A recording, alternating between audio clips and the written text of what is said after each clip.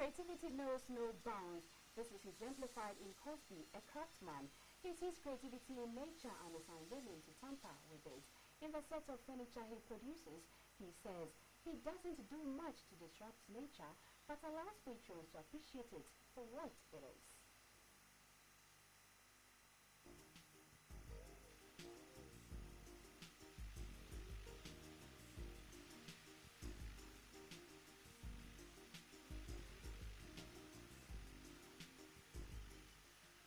Cosby's journey into the world of the arts started 15 years ago in the Volta region.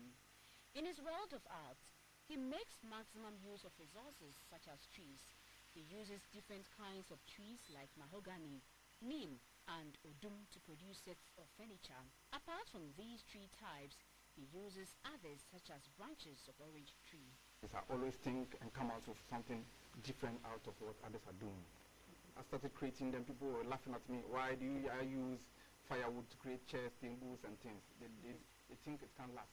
Okay. But when sometimes if I show them what I'm doing and show them some pictures and tell them how it will finish and how I'm trying to begin it, okay, they become interested. Okay. And each and every time people do appreciate the work.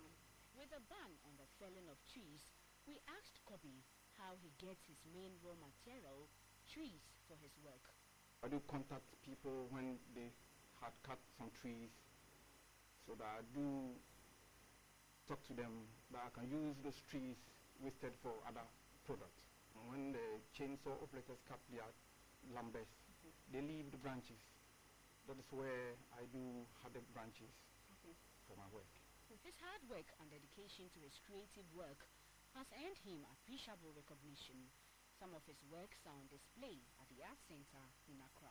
There are a lot of talented and skilled people around there, around us in our rural areas.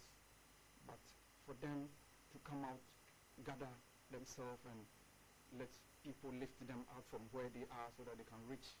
We lack of space, we lack of funding, we lack of facilities to come out, and we need to organize. So I know the people out there, our leaders, will help us to reach far.